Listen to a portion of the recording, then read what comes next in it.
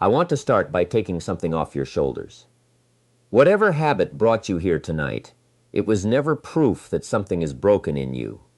It was never a character flaw, and it was never a lack of wanting it badly enough. What actually happened is simpler and far less personal.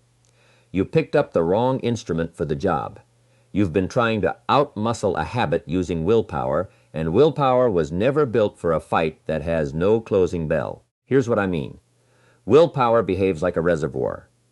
You start the day with it filled to a certain level, and then life spends it, drop by drop, whether you notice or not. Every hard decision, every uncomfortable conversation, every moment you bite your tongue or push through a task you don't want to do, all of it draws from the same shrinking pool. So by evening, after the day has taken its cut, you're running on fumes. And that is exactly when the old habit chooses to knock. Not at 7 a.m. when you're sharp and rested. At 9 p.m. when you're running on empty. Think about what that means. You've been scheduling the fight for the 1 hour you're least prepared to win it. Of course it keeps beating you. Anyone in your position would lose. This isn't a verdict on your character. It's a scheduling error. You keep bringing a battery to a war that runs all day and night, and the other side never sleeps, never runs low. A habit doesn't get exhausted. It simply waits for the evening you run dry, and then walks right back in like it never left. So tonight we stop relying on the reservoir entirely. We're here to understand the actual machinery underneath the habit, because once you can see how the gears turn, you stop needing to fight it. You just rearrange it. Every habit, no matter how small or stubborn, runs on the same three-part loop. First a cue, something that flips the switch. Then the action itself, the behavior you actually perform. Then a payoff, whatever you get out of it, the thing that makes your brain file it away as worth repeating. That's the whole engine. Cue fires, action follows, payoff lands, and the loop tightens a little more each time it runs. Here's what almost nobody stops to consider.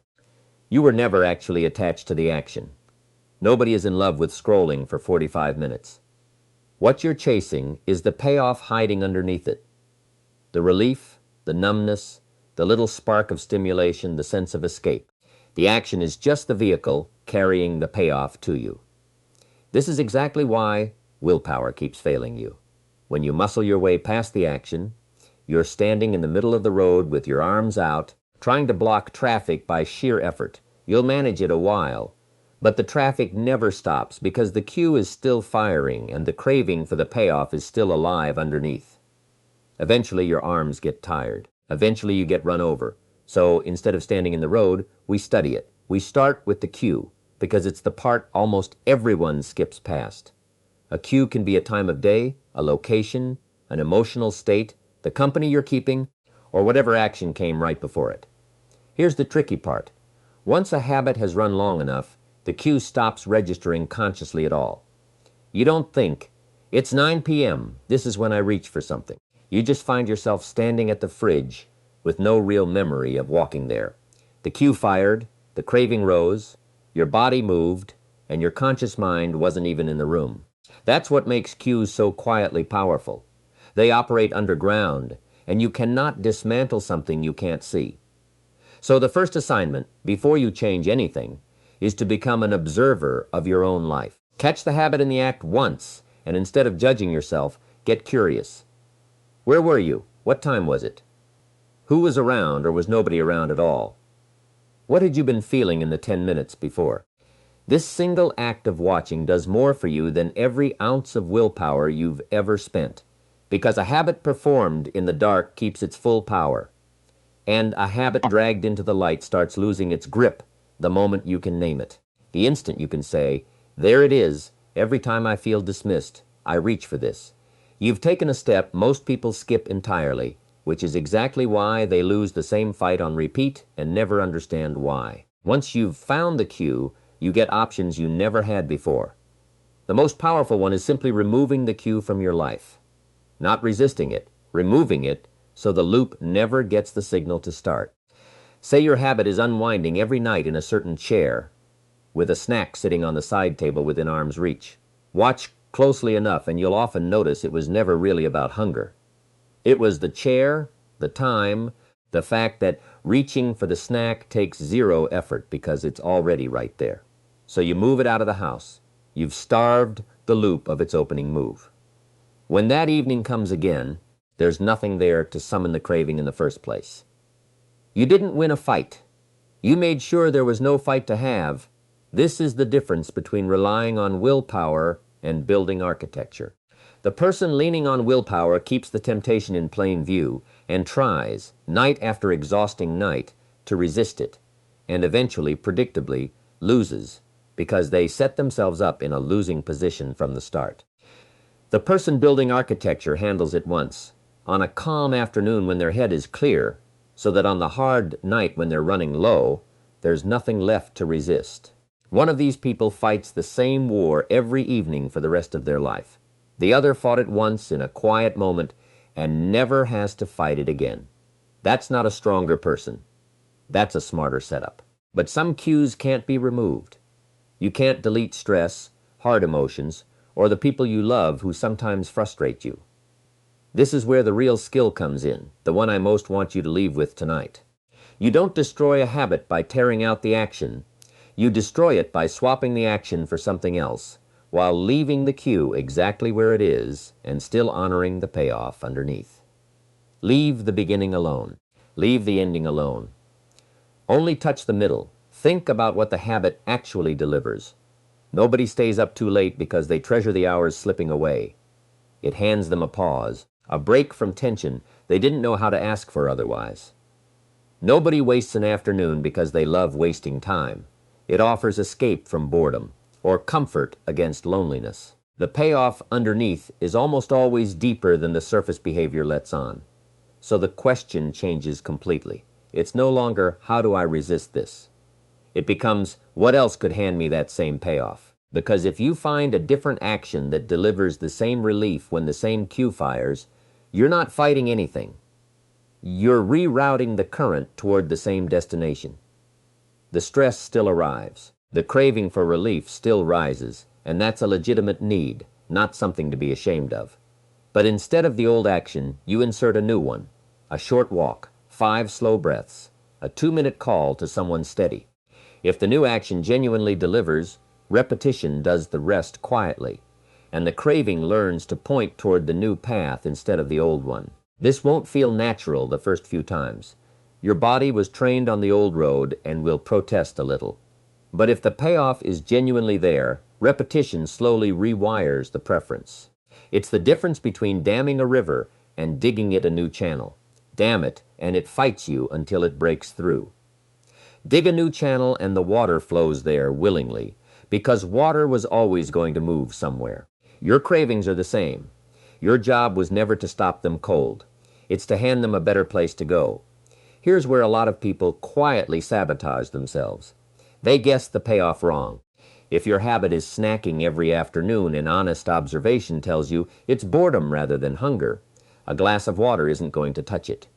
You'll try it once, feel unsatisfied, drift back to the snack, and conclude the whole method doesn't work. But it wasn't the method that failed. It was the diagnosis. If the real payoff is boredom, you need stimulation. If it's stress, you need release. If it's loneliness, you need connection. If it's genuine exhaustion, you may need rest. Match the payoff and the new action holds. Miss it and it collapses every time. So right after you catch yourself in the habit, ask what you felt afterward that you didn't feel a minute before. That feeling is your real target. Once you know the target, you can find a dozen better ways to hit it. Now let's talk about the room you're standing in, because this is what makes willpower almost beside the point. Your environment. Here's a principle worth carrying with you. You don't rise to the size of your ambitions. You settle to the level of your surroundings. Whatever sits closest at hand is what you'll reach for. If the thing you're walking away from stays within easy reach, you've made failure the path of least resistance. And every one of us drifts toward the path of least resistance. That's not a personal failing. That's just how people are built. So the practical work is this. Make the unwanted behavior inconvenient. Add distance, add friction, add a few extra steps between you and it. If it's food, don't keep it in the house. So indulging means actually driving somewhere. And that small delay often lets your rational mind catch up with the impulse. On the flip side, strip the friction off the behavior you want. Want to read instead of losing the evening to your phone? Leave the book open on your pillow. Want to move in the morning? Sleep in your workout clothes. Every ounce of friction you remove from the good behavior, and every ounce you add to the bad one, is willpower you never have to spend in the moment. You're not trying to become stronger in the heat of the moment. You're trying to be a little more thoughtful in advance, while your head is clear enough to plan. This is the real secret behind people who look effortlessly disciplined. You assume they're resisting something impressive, but if you saw how they'd arranged their lives, you'd find something far less dramatic. Usually there's nothing left to resist. They built a life where the battle simply doesn't happen anymore. That's the part worth studying, not their willpower, which is probably no greater than yours, but their environment, which they stopped leaving to chance. Even with all of that in place, there will still be moments the cue fires and catches you standing right in it. For those moments, here's one more tool. A craving is not a permanent state. It behaves like a wave, it rises, crests, and then, whether you act on it or not, falls. Slide even a small delay between the cue and the action, and the wave often breaks before you ever give in. So when the urge shows up, don't fight it head on. Fighting only feeds it. Instead, delay it. Tell yourself you're allowed to have it, you're just going to wait 10 minutes first. You haven't said no, so there's nothing to rebel against. You've simply postponed, and in those 10 minutes, the wave that felt unbearable a moment ago often quietly recedes. Every time you ride one out, you prove something to your own mind. A craving is a feeling passing through you, not a command you're required to obey. Do that enough, and the craving still visits, but it stops carrying any real authority. Now, I'd be doing you a disservice if I didn't warn you about 3 moments that tend to undo people otherwise doing everything right. The first is pressure. When life turns up the heat, your mind reaches for whatever's most familiar, because under real strain, the old, deeply worn groove is easier to fall into than the new, shallow one you've just started carving. This is why so many people rebuild a habit they thought they'd dismantled. They do beautifully for weeks. Then a real crisis lands, and they reach for the old comfort without deciding to. The way through is to see it coming. Decide in advance, while you're calm, exactly what you'll do instead, because if you wait until you're already inside the storm decides for you. The second trap is false confidence. It catches people who've done well. You've gone weeks clean. You feel strong. And that feeling whispers that surely one exception won't cost anything. But that one exception is almost never just one. It reopens the cue, reawakens the old payoff pathway, and tells your mind this behavior is back on the table. Within a week or two, you're right back where you started. The old groove was never erased. It can't be. You built a newer, stronger path alongside it while the old one grew quiet with disuse, and one exception is often all it takes to clear that growth away. So the person finally succeeding needs to stay more alert, not less. The real danger isn't at the start when you're afraid of failing. It's later, once you're proud of having won. The third trap is what happens after a single slip. You've been doing well, then one day you fail. On its own, that slip means almost nothing.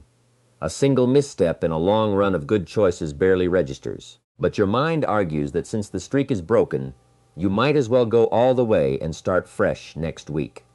That one thought is what turns a single slip into a lost weekend. It's never the first slip that wrecks people. It's the story they tell themselves about it. So here's a rule worth keeping close. Never miss twice. One slip is being human. 2 in a row is the beginning of a new habit. If you fail today, fine. You get back on track at the very next opportunity. You don't wait for Monday or the first of the month or some clean symbolic start. The real skill was never falling. Nobody manages that. It's how quickly you get back up. Underneath all of this sits something deeper. The piece that determines whether any of it holds long term. Who you believe you are. Every action casts a small vote for the kind of person you think you're becoming. When you repeat the old behavior, you're reinforcing an identity. Quietly tell yourself this is simply who you are, and every repetition makes that story more convincing. This is why the person who says, "I'm trying to cut back," is fighting an uphill battle before they start. Buried in that sentence is a confession that someone in there still overindulges and is merely resisting it for now. But the person who says, "That's not who I am anymore," has changed the ground beneath their feet entirely. There's nothing left to resist, because the behavior no longer belongs to their sense of self. You don't get to claim a new identity out of nowhere. It's built the same patient way a habit is built, one small choice at a time. Every time you choose the new response over the old one, you cast another vote for who you're becoming, and enough votes over enough time win the election. This is why I never want you to dismiss the small, unimpressive wins. One walk instead of one broken promise doesn't feel like much in the moment. But it's a small piece of evidence entered into your own record. Proof you're becoming someone who meets pressure differently now. You're not trying to win it in a single day. You're stacking enough evidence that eventually your own mind has no honest choice but to believe it. So let's bring this together, because I don't want you leaving with a pile of parts instead of a working system. A habit is a machine with 3 moving parts: a cue, an action, and a payoff. Find the cue by watching yourself with the patience of a detective, and wherever you can, remove it so the machine never switches on. Where you can't, get precise about the true payoff underneath and build a new action that delivers it when the same cue fires, so the craving learns a better road. Arrange your surroundings so the good behavior is the easy one and the bad behavior is the inconvenient one, taking most of the willpower requirement out of the equation before it's ever needed. When an urge arrives, delay it and let the wave rise and fall on its own. Prepare ahead of time for pressure, overconfidence, and the single slip, refusing to let any of them catch you by surprise. And underneath all of it, build a new identity one small vote at a time, until the old behavior simply stops fitting the person you've quietly become. Notice what's missing from that picture. No white-knuckling. No gritted teeth war fought fresh every evening for the rest of your life. No reservoir draining to nothing while the habit waits by the door. Because you were never asked to be stronger than the habit. Only a little smarter than it, and that's always possible because a habit, for all its patience, isn't intelligent. It's a mechanism, and any mechanism that can be understood can be rebuilt. So, here's what I'd ask you to do once you leave here tonight. Pick one habit, just one, because overhauling everything at once is its own quiet way of failing. Spend a few days simply watching it. Learn its cue. Learn what it's really paying you. Understand the machine before you touch it. Then start rearranging it. Remove what can be removed. Replace what needs replacing. Add friction to the old path and clear it from the new one, and decide in advance how you'll handle the hard moments before they show up. With every small right choice, you're casting one more vote for the person you're deciding to become. You've likely spent years believing something was wrong with you because you kept losing to the same pattern. You were never weak. You were simply fighting with the wrong weapon, on the wrong ground, at the wrong hour. Set the weapon down. You don't need it anymore. That habit was never a referendum on your character. It was a puzzle waiting for you to study it, and now that you understand how it works, you can go home and without a single ounce of the willpower you thought this would take, quietly take the machine apart and build something better in its place. That was never a battle you were destined to keep losing. It was always just a design you were free to change.